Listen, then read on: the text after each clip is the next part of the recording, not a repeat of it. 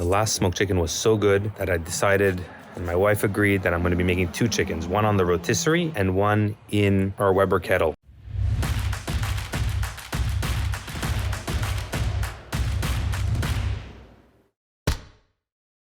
Last time I made some mistakes with my Billows and Thermoworks signals. I was using them on the top exhaust vent, which is not recommended at all. So this time I went ahead, I drilled a hole in the Weber Kettle. I'm going to be putting it next to the fire so that it is the exhaust and it's controlled by the signals. It's nice and painted. The hole is nice and round, about 1 inch wide. And I'm going to show you that right now.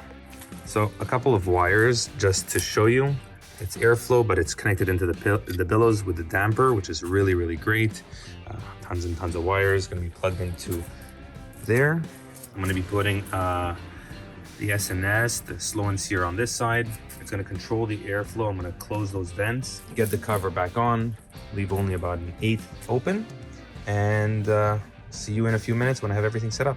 All right, so setup is done. Here I got my chimney. I'm just going to light a couple coals, get them on the side. I got some cherry wood chips, which are going to be very, very nice. Whenever you're dealing with wood chips for smoky flavor, you want to go with fruit-bearing trees for lighter meats like chicken. So now, while the chimney is lighting, I'm going to go ahead and put the billows on the little hole and get everything ready. There you go. You see those little squares? I put the aluminum blockers on the top and left one open for the billows whenever I was using it. That's why you can see in my other videos the billows on the top, which is not ideal, obviously. So I know what you guys are gonna say, those of you who know the billows, that's how could you put the billows on the exhaust? Honestly, I misread the instructions. I didn't understand that you gotta drill a hole in the Weber Kettle, but you live and learn, no harm, no foul. This will probably explain why I've had such huge fluctuations with my billows. Let's see if this really makes a difference. Just a quick little fun fact, I'm always looking for easier ways to light charcoals. Honestly, I'm using tumbleweed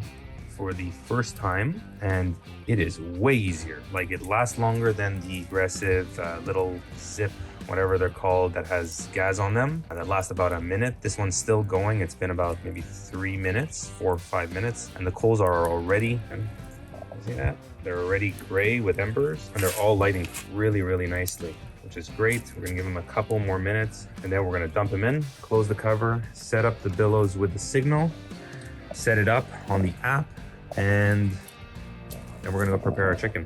All right, we've got nice gray embers. And now it's time, we're gonna take this bad boy and we're just gonna put it on the end here.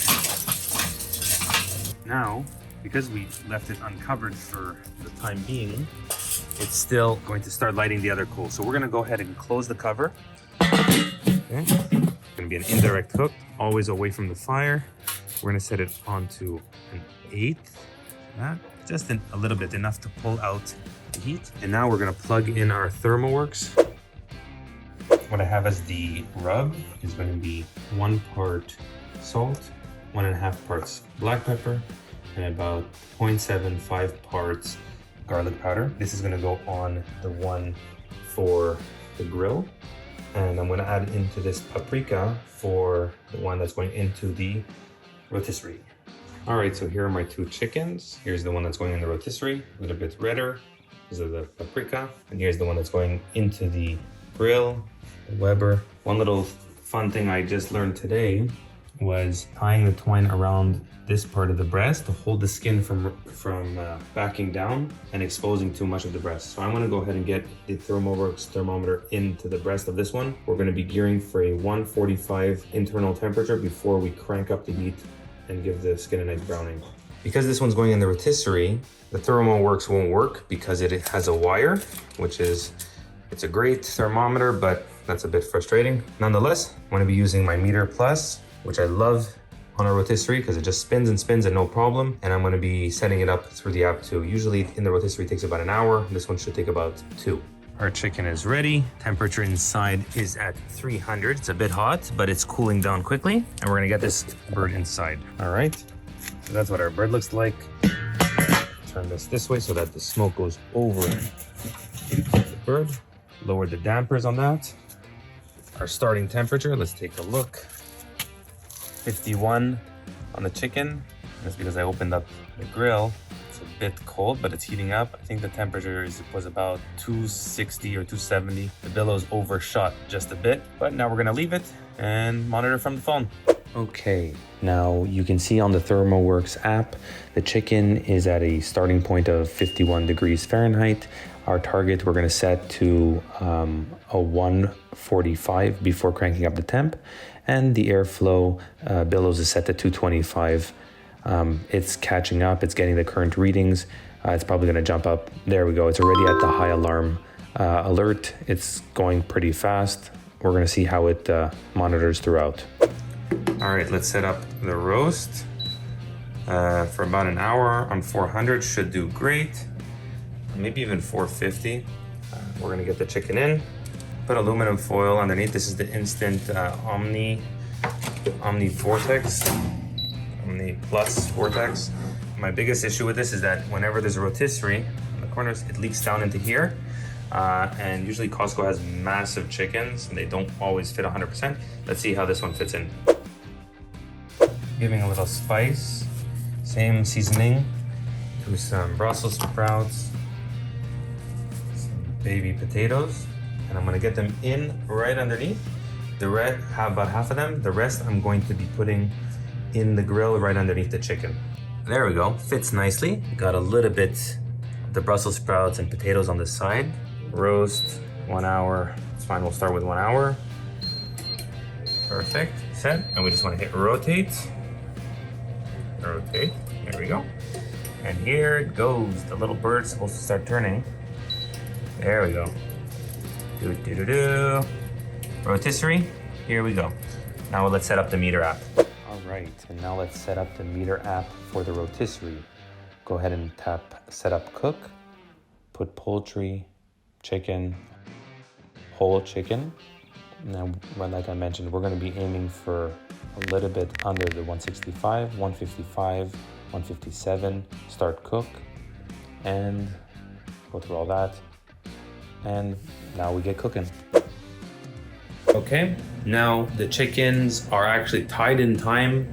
I thought that the one in the Weber Kettle would take about 2 hours. Overall feedback you're gonna see in the graph, I wasn't so impressed with the way the billows controlled it. It really turned off. I had to close all the vents.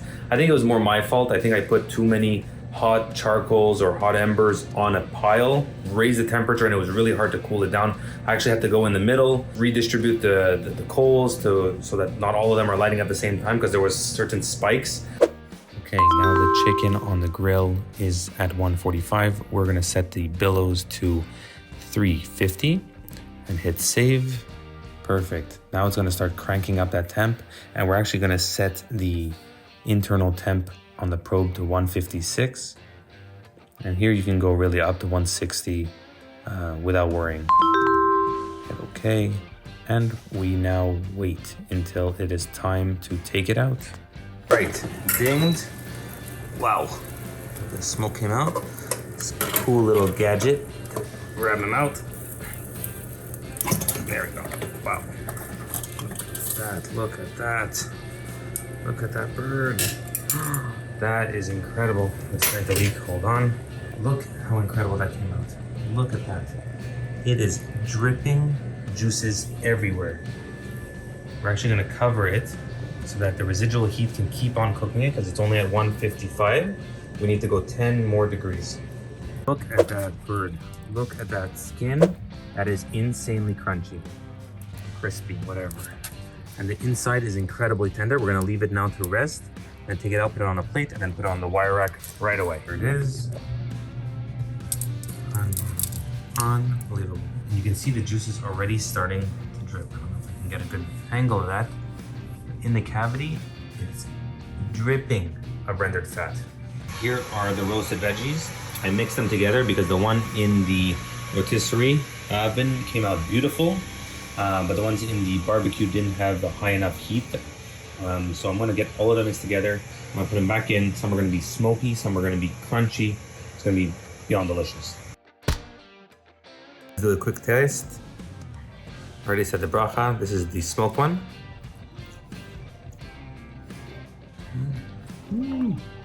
Light smoky flavor, very juicy. That was a piece of the breast. And Now, the rotisserie. Oh, very good. Both are so tender, so delicious, so juicy.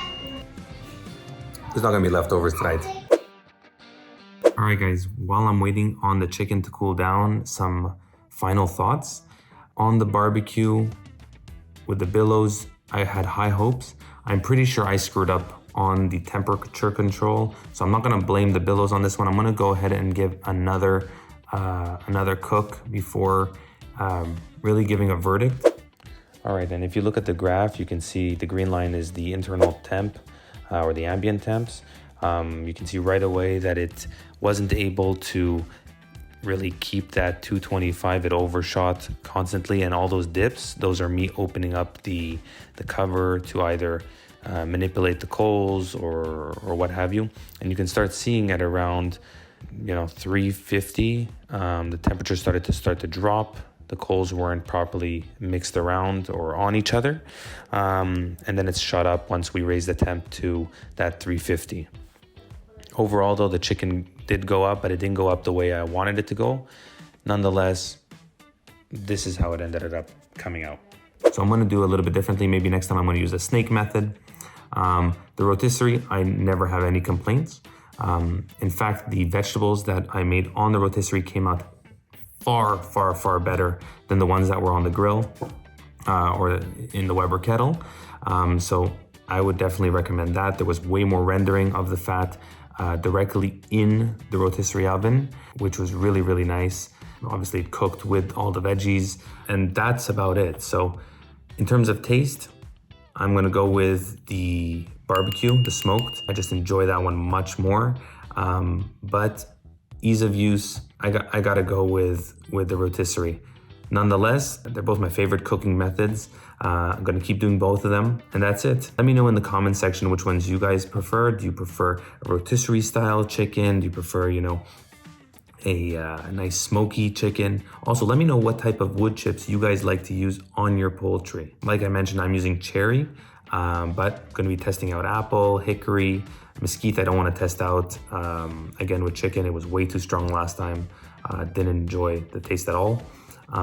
Let me know, and subscribe to the channel while you're at it. Give the video a thumbs up, and ring that notification bell. We have tons and tons and tons of videos coming out that you don't want to miss, especially this summer season. And if you like these little tools, let me know in the comment section down below. I have some cool ones coming out, or we're testing out different air control for the Weber Kettle. And when you're subscribing to Impossibly Kosher, what you're subscribing to is a channel that gives authentic and classic cooking methods, tested cooking methods, and making sure those recipes are freaking awesome, and everything 100% kosher. All right, guys, I'll see you in the next one.